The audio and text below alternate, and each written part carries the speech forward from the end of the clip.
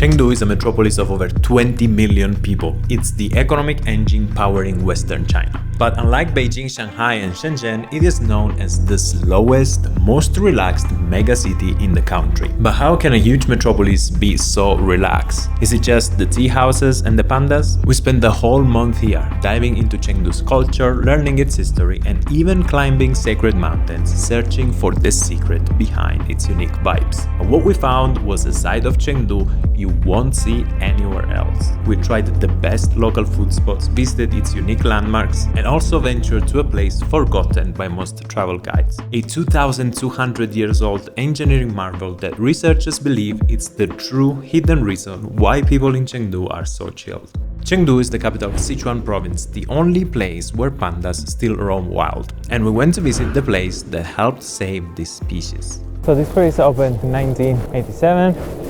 They rescued 6 pandas from the wild, and now there are over 87. Pandas used to be endangered species, as you probably remember, because they're the literal symbol of WWF association.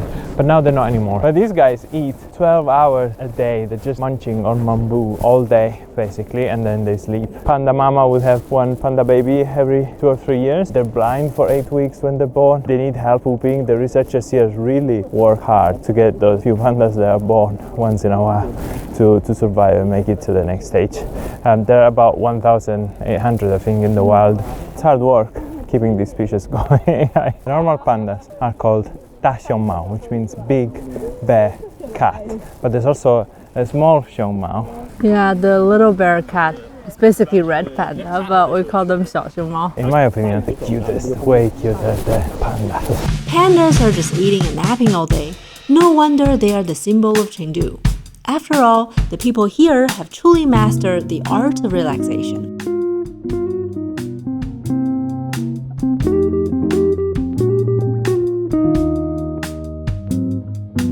So here's a big thing in Chengdu, this slow life, chilling and getting a tea culture, and there's a lot of tea houses. We're gonna go to a really old school traditional one where you can see here they bring you, those sunflower seeds, peanuts. They keep bringing you tea, you sit with your friends and you just keep snacking and drinking tea. Really, really nice. This culture dates back a long time. You can even get some special extra services on top of the tea, like for example ear cleaning. You keep hearing this ding ding, this bell ringing almost. It's the ear cleaner that goes around with this tool that they use to sort of call your attention, let you know that you can get ear cleaning if you call them. And then there's this very ancient way of pouring tea that developed here. It's very acrobatic. You can also get all sorts of services. They can shine your shoe. They sometimes give you a massage. You can even soak your feet if you want, but not anymore, I guess now. But back in the days you could. And our tea is coming. Well, I think this is the most typical scene of how people socialize, because Chengdu people love to socialize. They would come to this kind of places, 20 or 30 people group, and then every time, one person pays and they take turn to pay. So they don't split bill. It's not our tradition to split bills with others. If you want to show how many friends that you have, you usually also pay for other people's tea. When you pay for other people's, you usually shout to the owner of the tea house, shouting, "I'm paying for whoever." And then everybody can hear you're paying for someone. And the more that you shout, meaning that you have more face because you have a lot of friends. And if someone already paid your tea for you when you're leaving, you can tell the owner, 喊过. 喊过 means someone already shouted for me. So someone paid for me. I can just leave without paying. That was before the QR That's code. before, yeah, obviously. Yeah, in the 60s Good old or days. 70s. Yeah, good old days. Exactly. Locals may be chilled, but they also know how to have fun. Every night they flock the area around the Hanshan Bridge, famous for its bars, live houses and all sorts of nightclubs. Fun fact, Chengdu is the LGBTQ capital of China, and their love for self-expression and entertainment shows in the 400 years old spectacle that is the Sichuan Opera.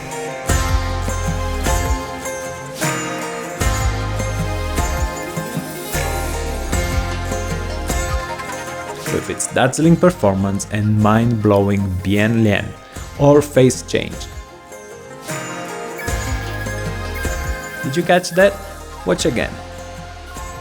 It's sort of like in between theater and circus, and they place a lot of emphasis on the figure of the fool, in which case was even like painted as a clown.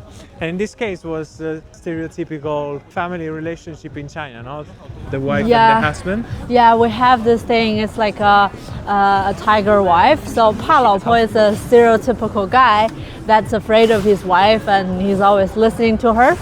And like the sign of someone who's scared of the wife is like the ear is a bit more soft, you know, like so like because she does this all the time to make him do things. It was really fun. We're gonna do my favorite type of cultural exploration, which is finding some food.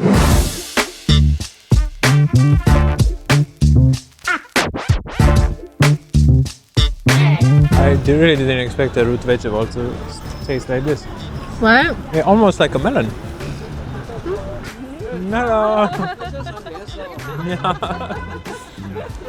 Oh, 真的好吃，谢谢你。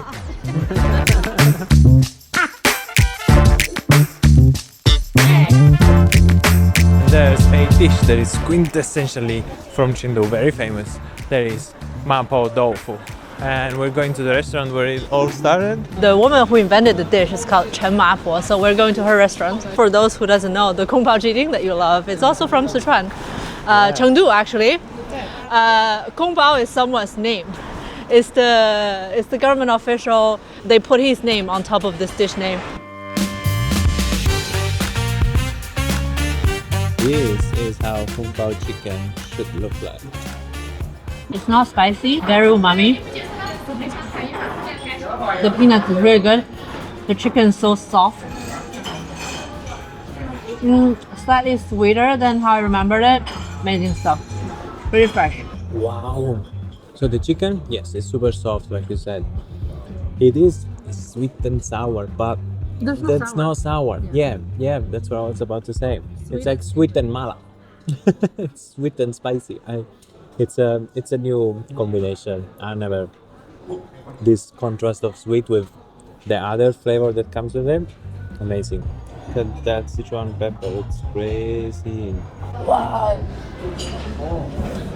Extremely mala. I've never tried anything so spicy and so nummy. It's not like spicy that is in your throat, you know, makes you cough. This is actually on your tongue. So it's extremely interesting combination. And you need to eat it with rice. It's very intense.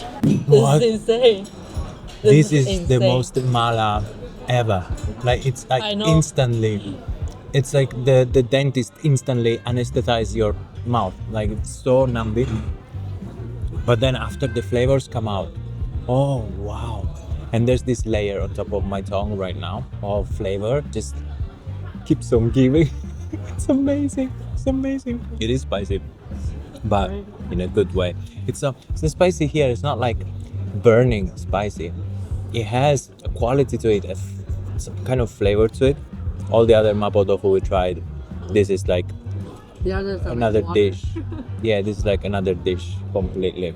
Wow. We paid around $10. What we got is, okay, YouTubers always eat and they're like, oh, this is amazing. Oh, this is amazing. Oh, this was amazing. I think it's one of the few times that I have a meal and then I'm like really feeling grateful. I'm like, oh my God, how bloody lucky are we to be here experiencing this? And it sounds cheesy, it sounds like exaggerated, but Sichuan is one of the best cuisines in China. And Mapo tofu and Kung Pao chicken are two of the most famous dishes because they're among the best ones. And this place makes the Mapo tofu and the Kung Pao chicken. Chen Mapo is an institution, but in Chengdu, you can find incredible food in every corner. So we are going through this weird street where there's only shops that sell electric appliances, LED lights, and a lot of karaoke equipment because we are on our way to a place that's super easy to miss. Like, looks like nothing special from the outside, but boy oh boy, it's worth it. Like, we're actually going back there because the first time it really blew our minds. Basically says when it's busy, you just pay and take your tickets because they would cook noodles non-stop. They're gonna just churning out noodles non-stop. That's because if they have to put a sign for that, it's because that something happens often because they are that busy. Yeah, there's a lot of fillings at the bottom. Wow. Oh yeah.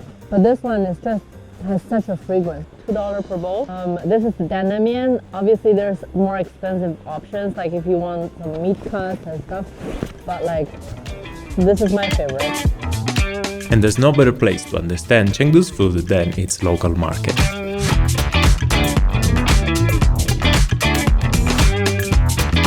Here in Chengdu, one of the very famous things is called Lu Rou, or anything that Lu means like a braise, cooked in like a mixture of soy sauce and some spices for a very long time. They're extremely perfumed. Usually you can cook a big pot, and then whenever you want to have some, you just take it out, heat it up and slice it, and then you have your meat dish ready. They just hang the whole animal, the different parts. There's no, making it pretty like in the West. They just like show everything from the foot of the beak to the nose, everything. And the fish, alive, directly alive. I mean, can't get fresher than this.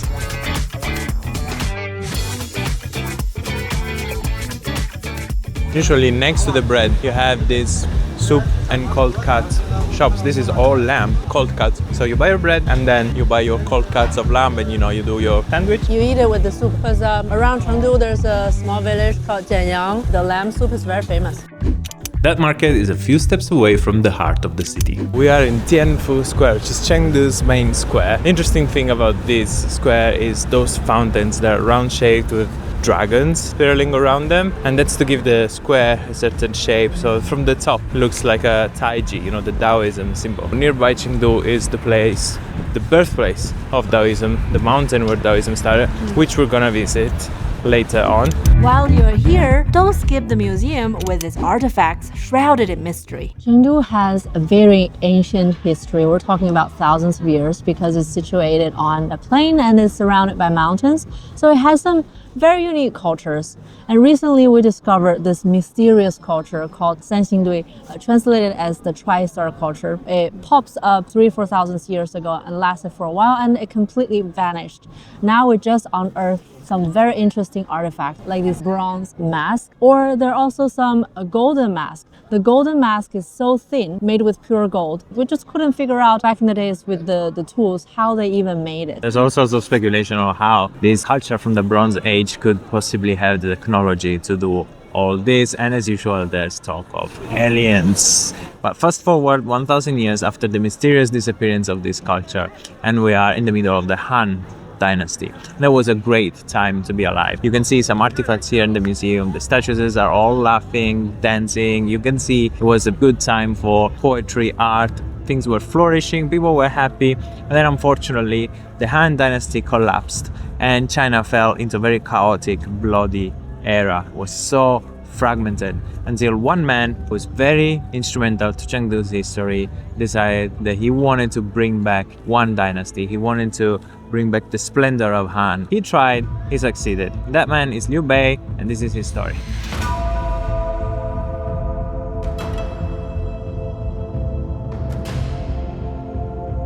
So in the early 3rd centuries, China was broken into small pieces and there's so many different kingdoms. Liu Bei was one of the warlords that managed to fight all the small kingdoms in the West China and united them and found the Shu Han Kingdom, which became later on one of the 3 kingdoms in the 3 Kingdom era. And he made Chengdu the capital of the Shu Han Kingdom. This shrine is the only shrine in China that has the king and his great general. His name is Zhuge Liang. Zhuge Liang was such a great talent, such a genius. Like, he invented the first kind of wheelbarrow in China. He improved a lot of weapons, including the repeated crossbow. It's kind of like semi-automatic crossbow, you can say. He's considered a little bit like the Chinese Leonardo of the time because he knew a lot of things from many subjects. To give you an idea of how respected he was, I was surprised that Liu Bei still had flowers. And then I came here and Zhuge Liang has way more than the king. People are still paying homage to him, are still writing poems to him. Even this, when you enter, they made this higher. So why? Because this way you have to do a bigger step, and inevitably you will bow to him a little bit when you walk in. The place itself is incredible. The gardens are gorgeous. Chengdu's high season is spring, summer. We're here in autumn. I'm really glad with it because the colors around here are fantastic.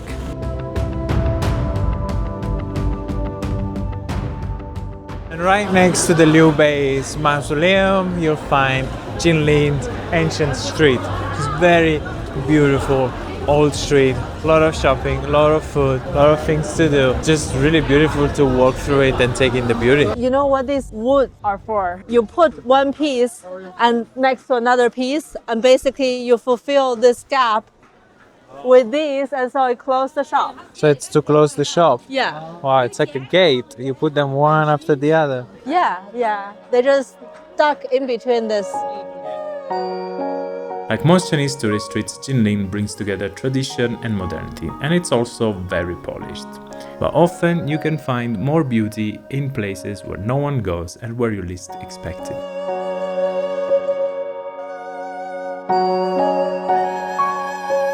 We are inside a residential compound because we passed by and we noticed, Jay told me, oh, this looks a lot like the compounds where they were growing up.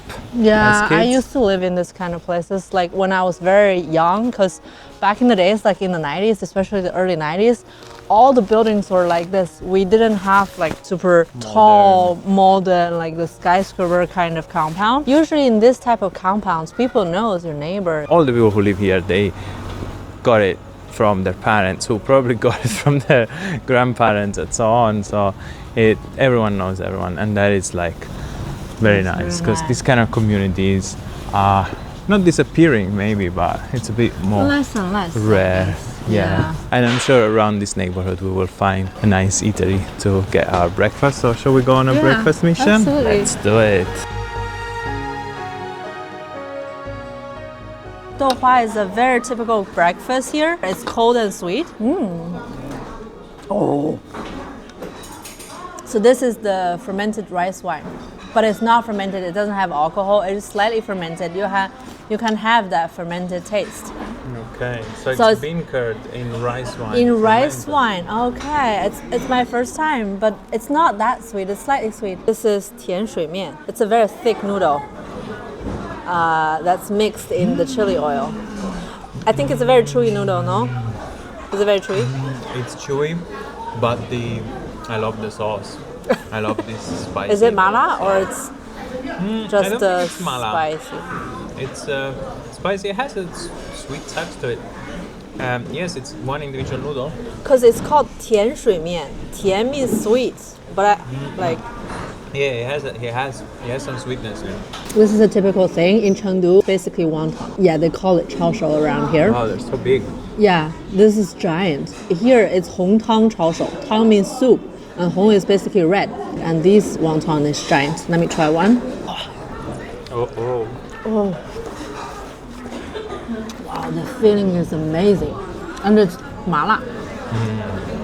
But not too spicy. This is good. I think any regular person can eat a little bit spicy, can definitely take in this. Wow, the feeling is amazing. It has mushroom in it. Oh, I can't wait to try it. It is cold outside, but now we feel warmer. I'm after sweating this like spicy crazy. stuff. And that's actually spicy food in traditional Chinese medicine has its place. Right? So in Chinese traditional medicine, Oh yeah, absolutely. For example, in humid places, they eat more spicy food, right? That's why in Sichuan they actually eat spicy stuff. Also Chongqing, because it's the same kind of environment. It's surrounded by mountains, so here is like high humidity. People eat like spicy stuff, to like remove those humidity within the body. That's what the traditional Chinese medicine says. Because it brings up your yang, your fire. And yeah, because it makes you sweat. It makes you sweat, makes you hot. Traditional Chinese medicine is rooted in Taoism, and the birthplace of this ancient philosophy is not far from Chengdu, on a sacred mountain that left us speechless. This one mountain is very special because we are on Mount Qingcheng, which is the birthplace of Taoism. Taoism is one of the main religions of China. It's a bit hard to explain because the Tao Te Ching itself, the beginning of the book, says the Tao that can be explained is not the eternal Tao. So by definition, it can't be explained and comprehended, but to put it simply, you could say that it's a philosophy of life where all of the universe, all of nature is sort of in a constant state of flow. It's ever changing, and the goal of the person who practices Taoism should be to be attuned and in harmony with this flow and this change, and so not interfering with nature, which is, I guess, compared to other places of worship we've seen, other monuments, they really do it well here, because all the pagodas, they let trees grow wild on them, and you really feel like the minimum amount of impact man has had on these paths and on this mountain. It's very, very wild, and it feels like incredibly peaceful, and it's so soothing and relaxing to be here. One of the goals of Taoism is to attain longevity or even immortality, and one of the persons whose story is very much intertwined with this mountain has done that, apparently. Zheng, which is one of the founders of Taoism. Some people say he died on this mountain, but some others say he just mastered the arcanas of Taoism and took off and ascended to heaven, and he's immortal now.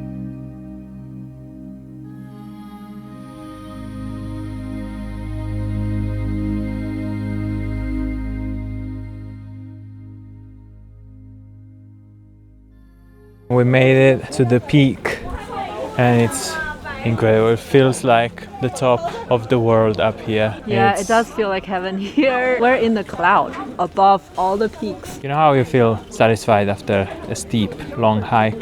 Multiply that by 1,000,000. I don't know, because also the vibe, the atmosphere, the energy of this place is wow.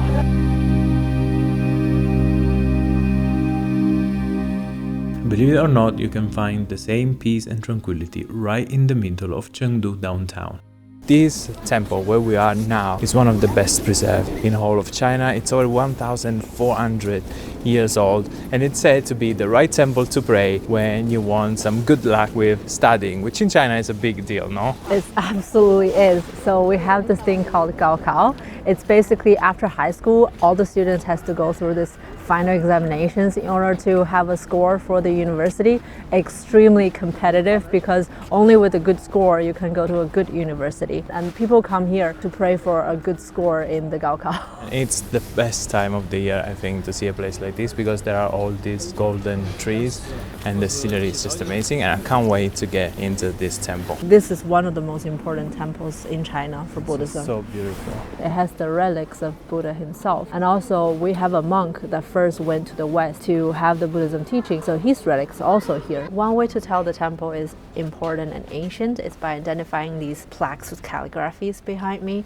These are called ink treasures in China. These are accumulated over time from different monks, even emperors or important characters in the history, and this place is full of it, not only in the main hall, also on the sideways. You wouldn't find a lot of these in the recent built or renovated temples, because these are accumulated over time, and only because a place is important you would receive these as gifts. The thing that sets this temple apart are the incredible wall paintings behind the statues. Huge paintings telling Buddhism stories.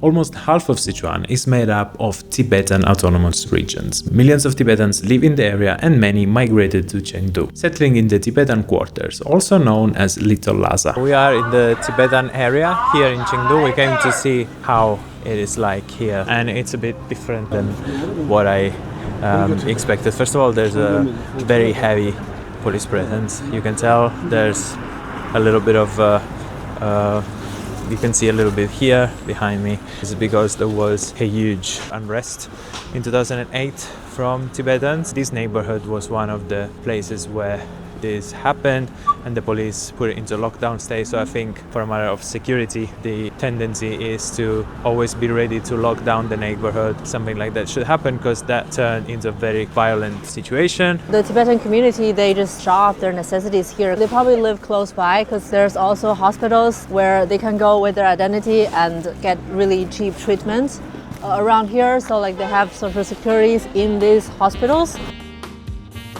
Now one quick look at Taikuli, a neighborhood famous for the unique design of its luxury boutiques, before heading to a place that might be the surprising reason why people in Chengdu are so relaxed and into leisure. This is definitely the coolest escalator I've ever taken. We're going to a very special place, an incredible feat of engineering that, according to some, can even explain why people here are so laid back. And the reason dates back over 2,600 years. So this part of China is nicknamed the country of heaven, and it's known to be abundant and lush, but this wasn't always the case. This area was subject to floods during the wet season and droughts during the dry season. 2,600 years ago, they decided it was time to fix that. They decided to do something about this huge river that caused these floods. The natural solution would have been to build a dam, which 2,600 years ago would have been already impressive, but they did something even more complicated because they still wanted ships to be able to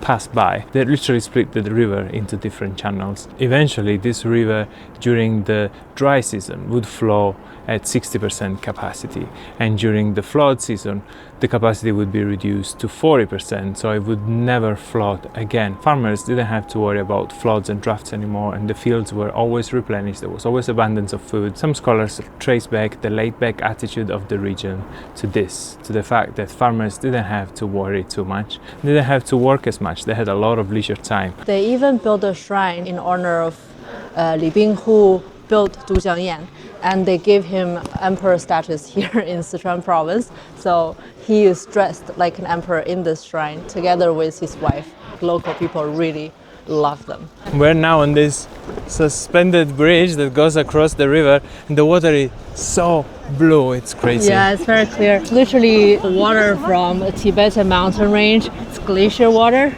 melted down. So like it has that feel. So it's really clear, and it's not polluted. The major dam was built with this. So the bamboo from the Sichuan Province and filled with rock. So they layered them up. 2,600 years, still irrigating, providing water, preventing floods, giving water to thousands of square kilometers area around here. It's mind-boggling. 2,600 years infrastructure that still stands and works. The major points where they spill the waters so they can reduce the flood, and also the other side it goes to irrigation system.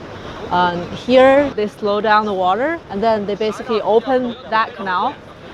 They opened that canal 2,000 years ago by heating up the rock and cool it down really quickly, so the rock are very easy to smash. Now it's winter time, the water level is low, so this side of the river is completely dry. But in summer, it reaches all the way up here.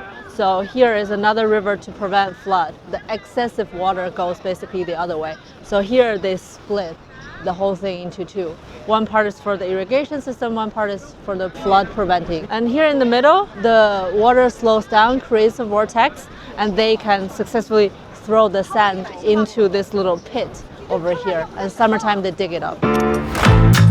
Our next stop will take us at the beginning of the Silk Road, where the East first met the West, the ancient capital of Xi'an. We'll learn about its incredible culture, history, and get lost in its bustling Muslim quarters. Make sure you subscribe because you don't want to miss this one.